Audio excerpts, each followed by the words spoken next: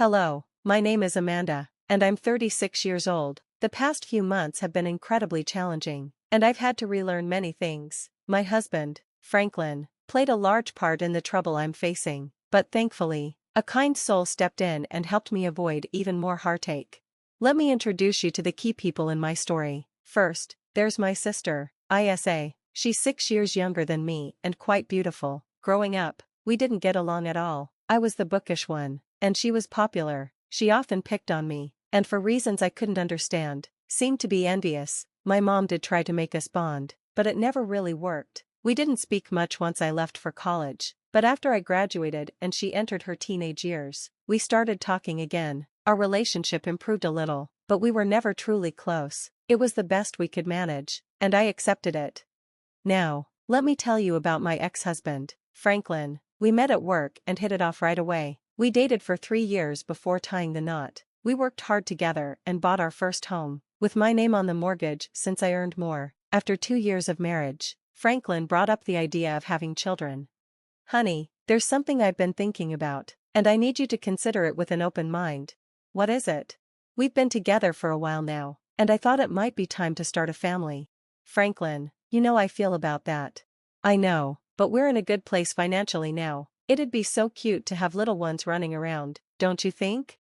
Yeah, but kids are a lot of responsibility. We're both hard workers. We can handle it. Please, just think about it. Okay, I promise I'll help take care of him, but you have to remember that. Even though I wasn't keen on the idea of kids, I eventually agreed because Franklin kept pushing the subject. We had a son first, and then 3 years later, a daughter. At first, Franklin was very helpful, but that didn't last long. Suddenly, I found myself responsible for everything at home, including the kids. After our first child, Franklin insisted that I quit my job since he had received a promotion and was making more money than I was. I fought against it, but eventually, I gave in, deciding it wasn't worth the argument.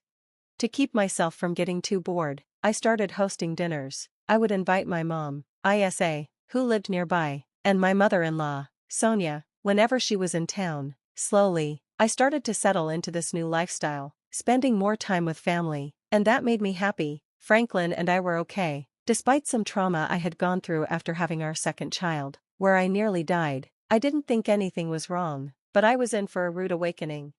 While cleaning my room one day, I found a pair of panties that weren't mine. I stared at them in disbelief, wondering if I was somehow not enough for Franklin. I had just had our second child, and the wound was still fresh. I had been going to therapy, making slow progress, but nothing seemed to matter now, not when I realized Franklin was cheating.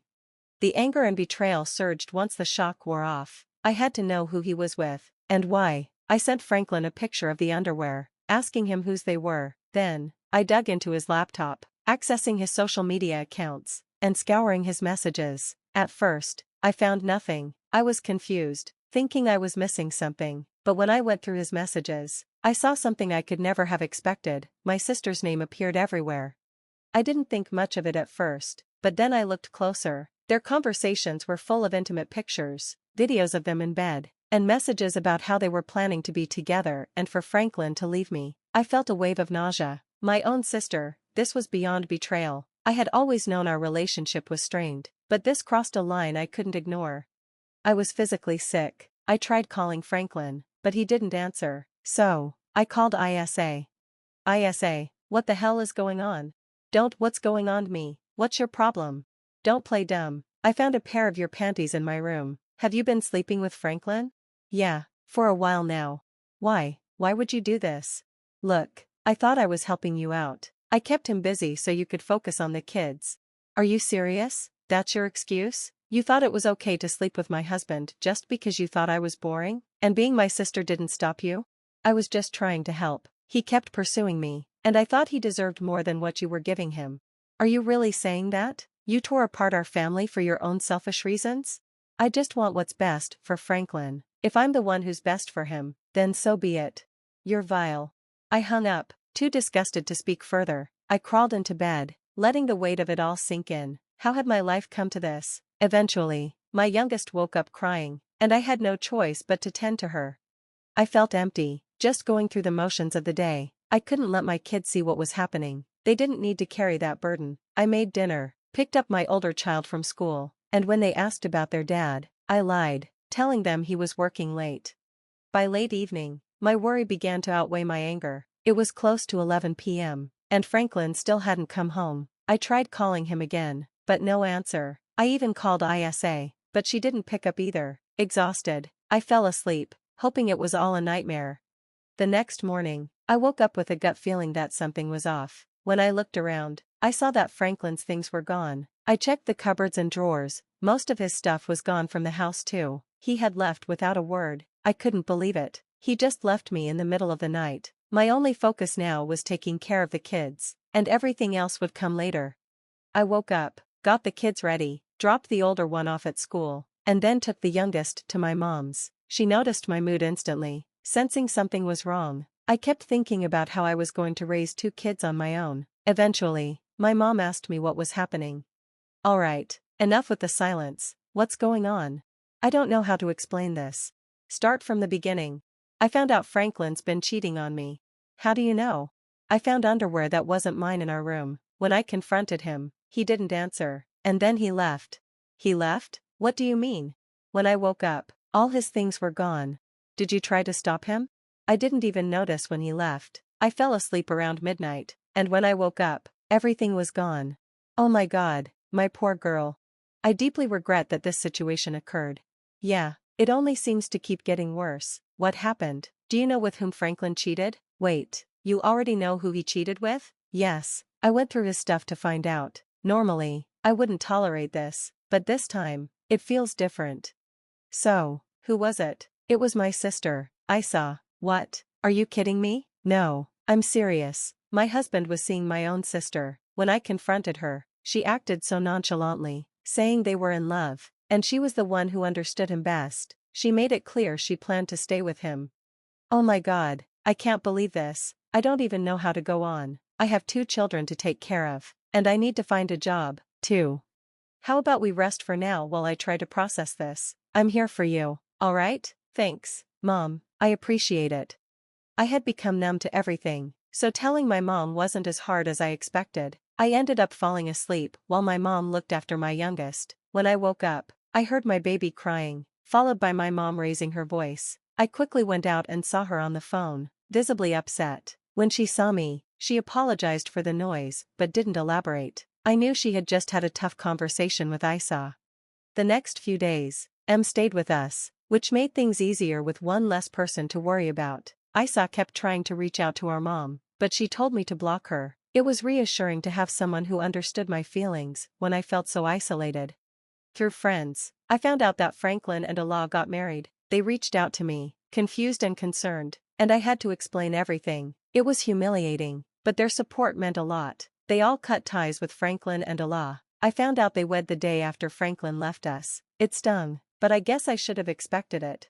When I told my mom, she was furious. You have to understand, she's usually the calm one, so seeing her this angry at my sister was a shock. It was comforting to have her financial support. She wasn't obligated to help, but she stepped up. She even helped me get job interviews since I wanted to contribute now that Franklin wasn't around.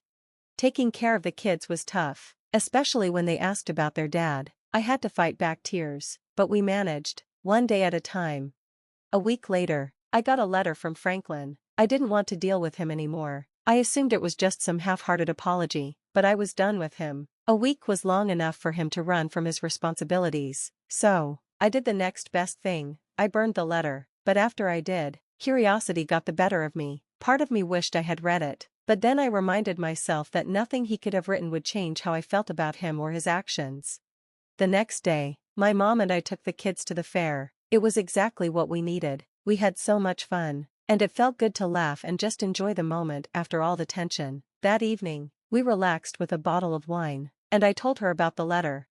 So, something came for me last night. Oh, what was it? A letter from Franklin. What did it say? I don't know. You didn't open it? No, I didn't want to deal with it, so I burned it. You burned it? What if it was something important, like divorce papers? The envelope didn't look legal. I'm pretty sure it wasn't that. Okay, but what do you think was in it? I don't know. Maybe some weak apology or a request for his things. Honestly, I wouldn't be shocked.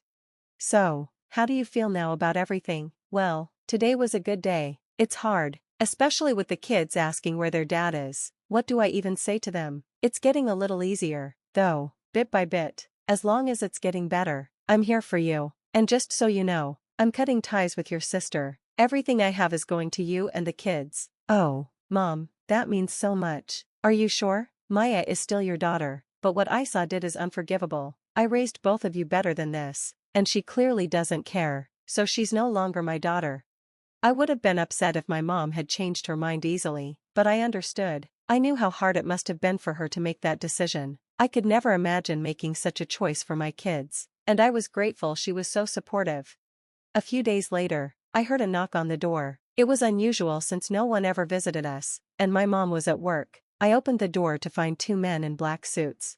I barely cracked the door and asked who they were. They said they were lawyers with something for me. They handed me a letter and a check for $750,000. I couldn't believe it. I tried to tell them there must have been a mistake, but they insisted it was for real and encouraged me to read the note.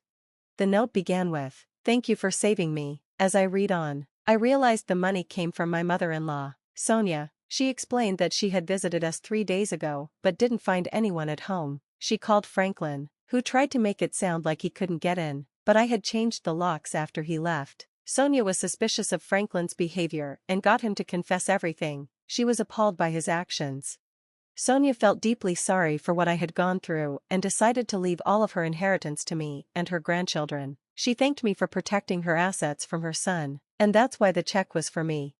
The lawyers informed me that Sonia had passed away just the day before. She had wanted me to receive the money right after her death, to ensure I and the kids were taken care of. I was overwhelmed with emotion, thankful for her kindness, but sad at her passing. Sonia had always been a woman of integrity, and she continued to stand by me until the end. Franklin had feared her for a reason, but I found her actions comforting. She was a true ally. A few days later, Franklin called. I knew what he wanted, but I decided to hear him out. "What did you do? What are you talking about?" "You know exactly what I mean, Franklin. Be more specific." "You're not home when I told you to be. I sent you that letter asking you to pretend everything was fine while my mom visited." "Oh, is that what the letter said? You didn't read it?" "No, I burned it. You betrayed me. My mom was going to help me with the inheritance, and you took it all for yourself. That's rich coming from you. You abandoned your family and only cared about contacting me when it involved money. Love can't be forced. I did what was best for me, and your mom did what was best for us. Don't contact me or the kids again. Goodbye." After that, everything moved quickly. I filed for divorce and was granted full custody. Franklin fought for the inheritance, but Sonia's will was clear. I was the beneficiary. He didn't win. Both Franklin and Aita tried to pressure me to give them some of the money, but I stood firm and refused. Life has gotten easier since we received the money. I set aside some for the kids' future and invested the rest. My mom was able to retire, and I started working. The kids are starting to understand that their dad isn't coming back, and when they're older, I'll tell them the truth. It still hurts, but I know that better days are ahead. Thanks for watching. See you in the next video. Stay strong.